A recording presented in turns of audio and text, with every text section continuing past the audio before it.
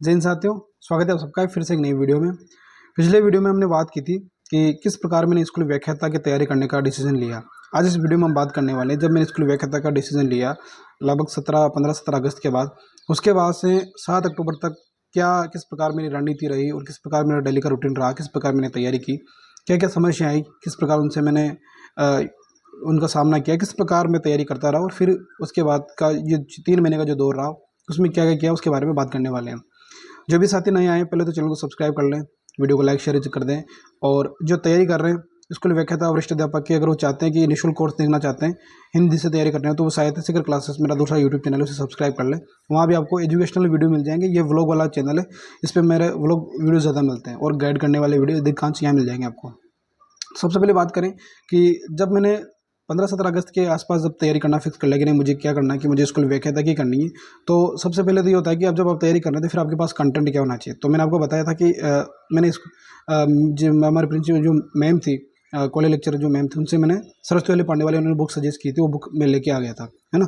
उसके अलावा मैंने अरविंद की गाइड पढ़ ली थी। मेरे पास ऑलरेडी जो है मनोज मिश्रा सर की किताब थी, वो जो गांव में एक जो मेरे बड़े भाई साहब हैं उनके पास किताब थी मनोज मिश्रा की, तो उनसे वो किताबें मैं लेके आ गया था।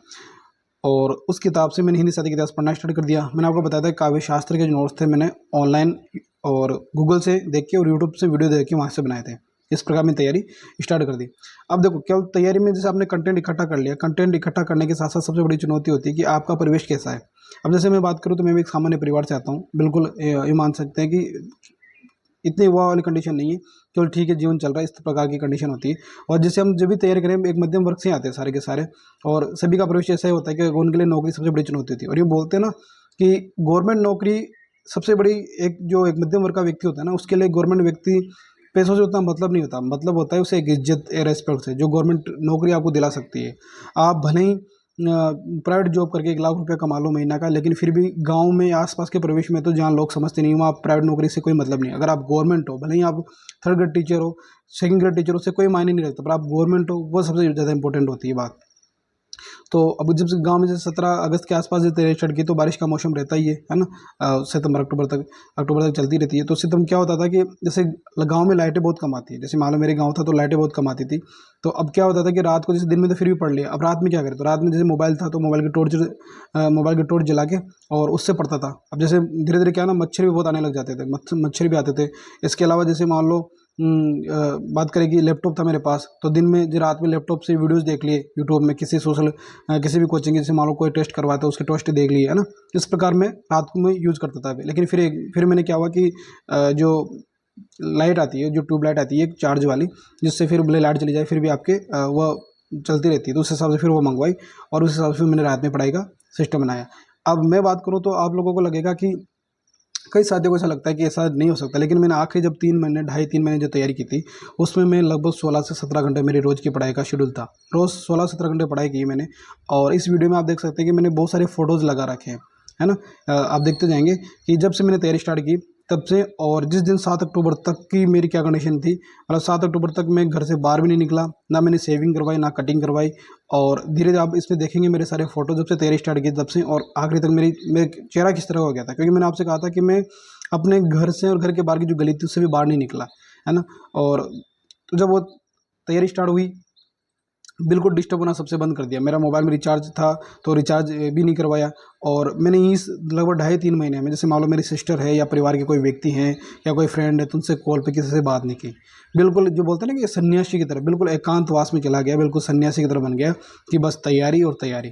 क्योंकि देखो मैं आप सभी से बोलता हूँ साथियों, अगर आप चाहते हैं कि मेरा चयन हो, आप चाहते हैं कि मैं एक अच्छी लेवल से तैयारी करके मेरा सिलेक्शन हो, तो मुझे लगता है कि आपको बहुत सारी चीज़ें छोड़नी पड़ेगी, है ना।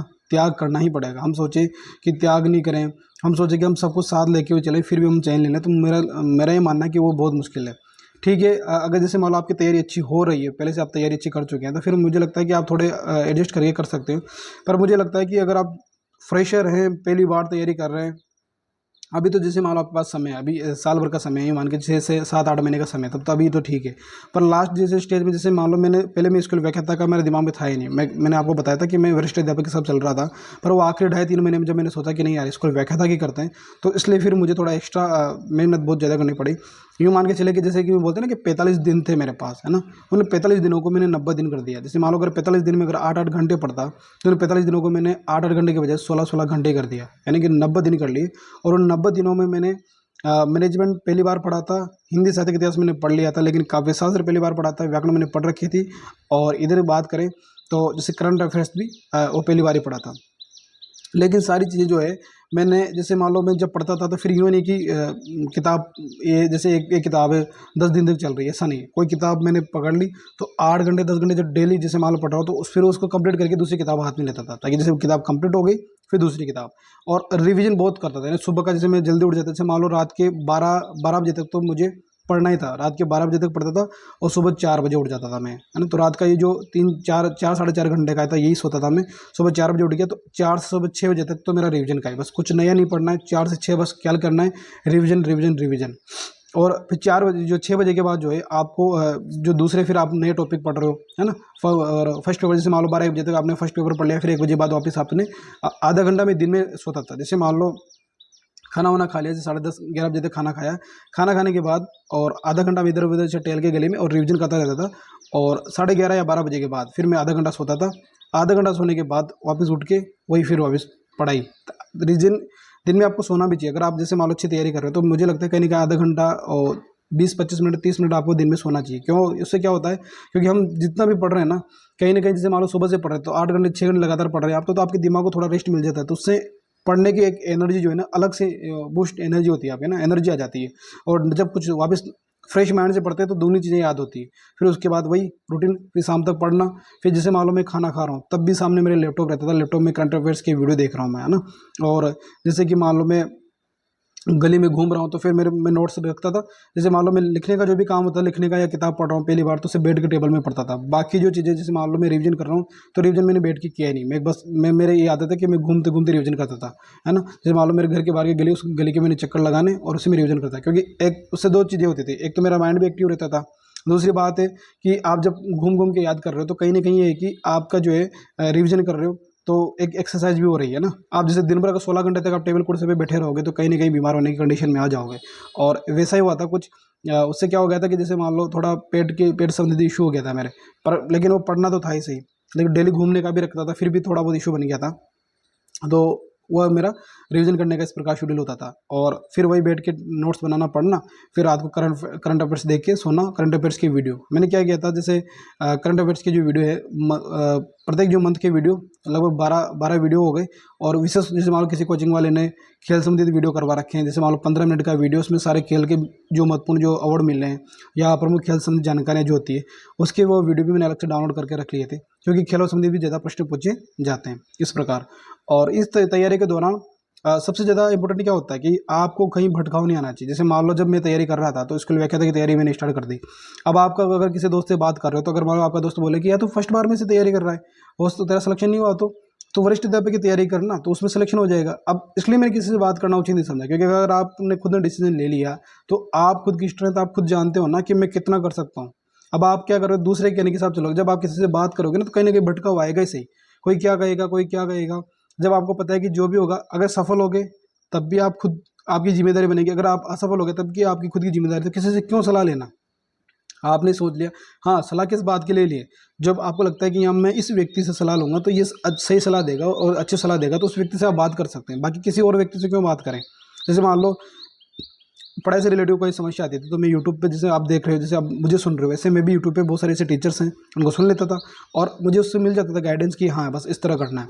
बाकी मैंने अभी देखो मेरा जो लगभग सारा कंटेंट था वो यूट्यूब से निकाला है, यूट्यूब से देख के पढ़ा है और सेल्फ स्टडी की मैंने। कई बार आना जाना, कई कोचिंग, कुछ भी नहीं किया, घर पे रह के सेल्फ स्टडी की, उससे सिलेक्शन लिया। अब जब इसे लगभग 2 महीने इस प्रकार निकल गए मेरे। और फिर जैसे मान लो करंट अफेयर्स की किताब जो है मैं लास्ट में लेके आया था, है ना। जो वार्षिकांक निकाला था विनोद स्वामी जी का, नाथ पब्लिकेशन का, वो करंट अफेयर्स की वो किताब मैं मार्केट गया ही नहीं, मैंने मेरे दूसरे साथी से कहा था कि तू लेके आ जाना, तो वही लेके आया। वो गाँव मेरा एक दोस्त था वो, और उसी की किताब को मैंने लगभग 4 से 5 बार पढ़ा था। करंट अफेयर्स की एक किताब मंगवाई थी, सिर्फ उसी किताब को पढ़ा था। बाकी मैंने बता दिया कि मंथली जो करंट अफेयर्स के जो वीडियोज़ थे वो यूट्यूब से देख लिए मैंने, राजस्थान की करंट अफेयर्स की देख ली, और इंडिया संबंधी खेल की चीज़ें भी मैंने देख ली थी। केवल इस प्रकार से खाना खाना हो तब, यूँ नहीं कि करंट अफेयर्स के लिए बैठा हूँ फिर देख रहा हूँ। खाना खाना हो तब वीडियो देखता था, बाकी तो मैं किताबें ही पढ़ता था, किताबें मैंने छोड़ी नहीं। मैं आपसे भी बोलता हूँ कि ज़्यादा से ज़्यादा किताबें पढ़ें, ऑथेंटिक्स बुक्स पढ़ें। जब आप जितनी किताबें पढ़ेंगे, भले आपको टाइम लगेगा, लेकिन किताबों से ज़्यादा अच्छी चीज़ कुछ नहीं होती। जितना किताबें पढ़ेंगे उतना कॉन्फिडेंस भी आएगा और आप चीज़ें भी समझने लग जाओगे। जैसे फिर रात को नींद आने लग जाती थी, तब यूट्यूब खोल के बैठ जाता, लैपटॉप चला के यूट्यूब उसमें, और उसमें ये देखता था कि हाँ, किस प्रकार के, जैसे मान लो कोई टेस्ट सीरीज करवा रहा है कोई कोचिंग वाला, तो उसके टेस्ट सीरीज देख लिए। अब जैसे अभी आप बोलते हैं ना सर किसी को टेस्ट सीरीज देते हैं, मैं कोई प्रश्न आता नहीं है तो होपलेस हो जाते हैं। मैं होपलेस, ये चीज़ देखो मैंने पहले भी बताया, मैं अभी बताता हूँ, होपलेस नहीं होना है। मैं खुद होपलेस नहीं होता था। मैं क्या करता था, जैसे मान लो प्रश्न नया मिल गया तो उसे फिर अलग से लिख लेता, चलो एक प्रश्न तो और मुझे जानकारी भी मिली, नई नया प्रश्न देखने को मिला। क्योंकि अभी आप तैयारी के दौरान हो, अभी आप वास्तविक रूप से युद्ध नहीं लड़ रहे हो, अभी आप क्या कर रहे हो, रणभूमि में जाने की प्रैक्टिस कर रहे हो ना। तो वहाँ तो आपको नए नए पेत्र सीखने हैं। जिस दिन आप युद्ध भूमि में रहोगे, वहाँ अगर कोई दिक्कत आती है तब तनाव लेना है। तो अभी आप सीखो, अभी इस चीज़ का ये मत सोचो कि ये नहीं, अभी नहीं आ रहा तो क्या होगा। अभी तो आपको सीखने का समय है ना, अभी तो एग्जाम जैसे 7-8 महीने बाद होंगे, तो सीखो। इस प्रकार मेरा दिमाग में रखता था, और वैसे मैं नई नई चीज़ें भी मिलती थी तो उसको ऐड कर लेता था। मैंने लिख लिख के बहुत याद किया, रचनाएं बहुत याद नहीं होती। मैं भी आपसे बोलता हूँ कि लिख लिख के याद करो।